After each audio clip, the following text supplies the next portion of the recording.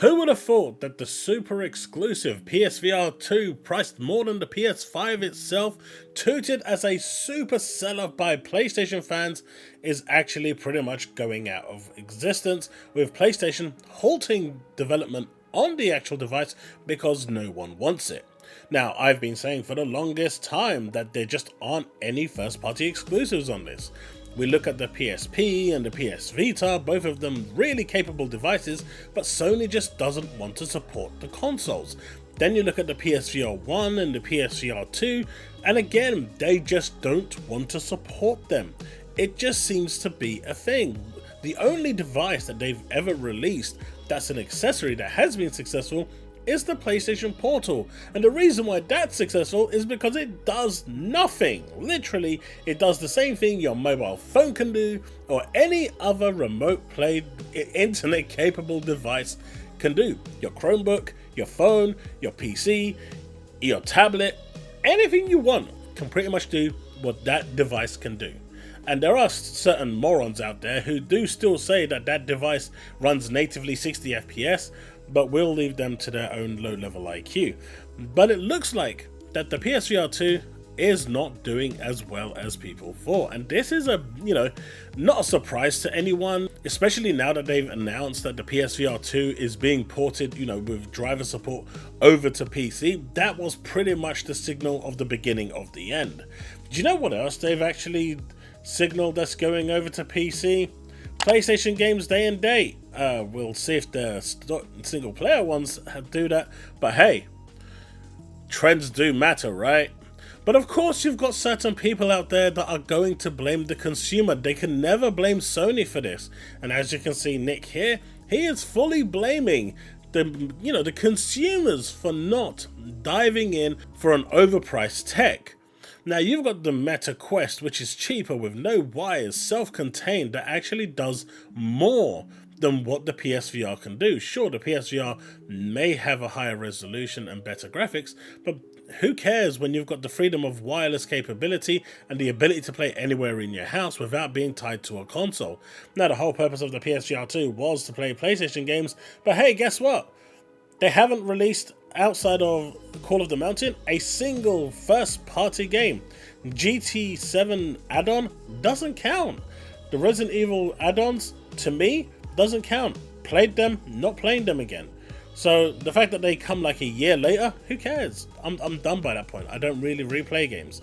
I want to play new experiences that are designed for it exclusively. And Synapse was probably the only one that was actually, worth its time. That said though, the PlayStation VR2 has pretty much failed, and I've been saying this from the get-go, that it's just not delivering, and Sony has abandoned it. I've been saying this for months, and everyone criticized me. Well, now Bloomberg has come out with an article saying Sony hits pause on the PSVR2 production as unsold inventory piles up. And as you can see on screen, it's clearly evident that quarter by quarter, the amount that has been shipped has been going down and down and down. And you can see like the difference between Meta and the PSVR2. Meta has just exponentially pushed ahead by the 2023 quarter 4, and PSVR2 has ultimately failed. And because we know it's failed, Sony has decided to do what it does best. It's decided to turn around and say, hey guys, thanks for spending $500 on my brick, but we're out. And they pretty much do that with every single accessory that they have. It's disappointing because I am one of the early adopters and I regret it wholeheartedly. I regretted it within the first, month of buying it. I've pretty much not used it since. It's stuck there gathering dust and it pisses me off. But hey, lessons learned. The next time they go to announce a PSVR 3, I won't be buying it. But will there even be a PSVR 3? Maybe this will be the final nail in the coffin that Sony needs to turn around and say, enough's enough, we're not buying it. But hey, at least they have those die-hard Sony fans to support them and defend them and blame the consumers for not buying a overpriced product that has no games. And before anyone turns around and says, oh, look at all these games, then there's nothing that's setting the PSVR 2 apart. There's very little. not £500-600 worth, right? So there's that. But it doesn't stop there with Sony's antics, does it? No, it doesn't. Because the port begging for Starfield, Gears Collection, and Halo Infinite has begun again. You've got J-Dub over here, you know. At this point, you're going to call him J-Dumb, because he now is port begging for Starfield, Gears Collection, Halo Infinite, all for PS5 Pro launch titles. But guess what? The PS5 Pro isn't the powerhouse that they thought it was. Everyone was expecting this 67 teraflops console with like a NASA fueled CPU to propel them from planet Earth to Uranus, but it didn't really happen, did it? And from what we've seen by the leaks, and before anyone gets into, but chaos, it's just the leaks, you've got all these PlayStation fans. They were capping and jerking off to these leaks like there was no tomorrow. Remember back in the day, you know, that screenshot you're looking at on screen right now, when they were all saying, who cares about teraflops? PlayStation 4 was 1.84 teraflops and it did so well! And when Xbox fans turned around and were talking about their 12 teraflops behemoth with the Xbox Series X, they were all saying, teraflops don't mean anything when you know, it doesn't mean nothing. And now that they've got a presumably 67, which became 33 and then became 16, I mean, that's a big drop from 67, right? 67 down to 16. Now teraflops seems to matter, folks. But, what can I say? What can I say? But it doesn't really end there, because the CPU is the biggest bottleneck for this platform. You know, a 10% increase isn't going to give you GTA 6 at, and the reality is it's not going to give you 4K 60. So unless they're going to revert back to, upscaling that resolution from whatever low resolution they're going to go to in order to maintain that 60, and at that point you have to kind of wonder, what's the point? It does make you wonder why the PS5 Pro is even existing. But don't let the PlayStation fans fool you, because they're doing the same thing they did with the PSVR2. They said, I don't care if the PSVR2 is $500 or $1,000, I'm buying it. And now they're saying they don't care if it's £1,200. They will still buy it, because this is the crazy that is the PlayStation fans. And when it doesn't do well, I'm guessing Nick's gonna come back out and say, I blame the consumers for not buying it. Well, maybe you shouldn't deliver an overpriced product that doesn't deliver on what it's said to do, and people will actually buy it. I mean, shock horror, there is that notion of reality too, right? It's crazy. But it still doesn't end there. It doesn't, because there's more. And when there's more, there's more. So CNBC did a documentary about the success of PlayStation, and we had Jim Ryan on there saying this about Microsoft buying Activision and what that could mean for exclusives, what that could mean for cloud streaming. At the same time, Sony has done very similar things, buying studios to make them exclusive or making exclusive deals with companies like Square. In your view, why was the Activision deal wrong or bad for the industry? Yeah, the reason that we felt this one was different to anything that had happened in the past was the sheer size and importance of the Call of Duty franchise. So we were absolutely thrilled to be able to negotiate a deal with Microsoft to ensure that that franchise remains available on PlayStation platforms for the next 10 years. And that was very important to us, and we're very happy to have done that deal. But the timeline is a little different though, right? Because why didn't you agree to the deal when it was first offered? And instead you were part of the case with the FTC, a key witness for the FTC. Yeah, we're at risk of getting very granular here, but there are deals and deals.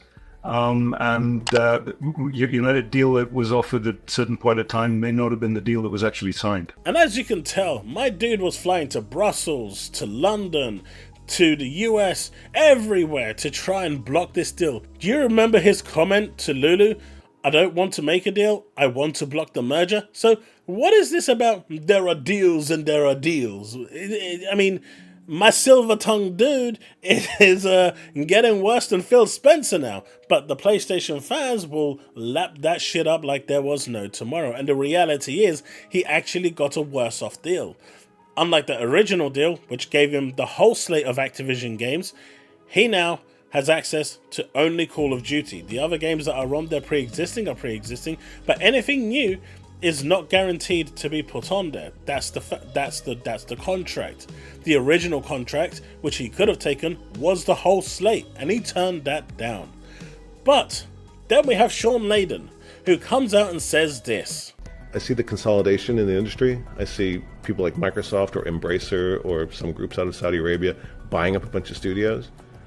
And I see consolidation to be the enemy of creativity. But throughout its time in the gaming industry, Sony itself has also acquired more than a dozen game development studios. And the only thing I need to say to this is the fact that my dude works for Tencent, the company that is literally gobbling up companies left, right, and center, consolidating them left, right, and center. Anything that they can go and buy, they are buying. So how much of a hypocrite can you get? I mean, that is hypocrisy at its maximum, right? The hypocrisy doesn't get any greater than that. I mean, Shawn Layden, he's a great guy. He's done a lot of good work, and I actually love a lot of his speeches. But man, he got this one terribly wrong. This is something that he shouldn't have said nothing on. Remember the time when Destin came on and did a stream about the Xbox tax and about IGN?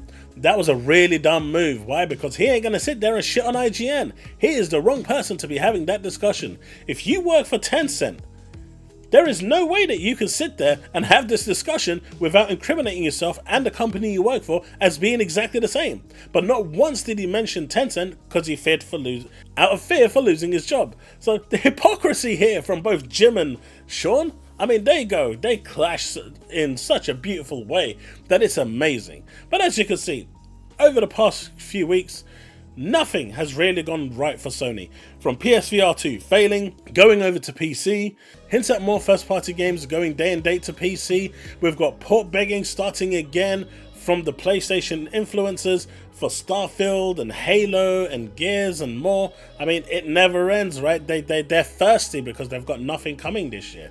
And then, of course, you've got the Jim and the Shawn fiasco, because that stuttering from Jim Ryan, he didn't even know how to respond to that. And then, well, there are deals and there are deals, and the deals we were offered originally were a hell of a lot better, but we decided to say no to that and screw ourselves over and get a worse deal.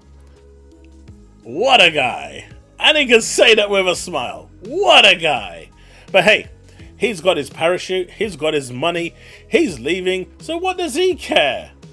Hiroki's now in charge, and all he cares about is profits. And if that means making Sony games day and day on PC, regardless of whether it's a single player game or not, it really doesn't matter. My dude is on a one-track mission, and he is going to go there no matter what it takes, and no matter how much PlayStation fans will kick and stream. It's gonna happen. Right, that's the video. Thanks so much for watching. I'll see you in the next one. Remain legend, folks.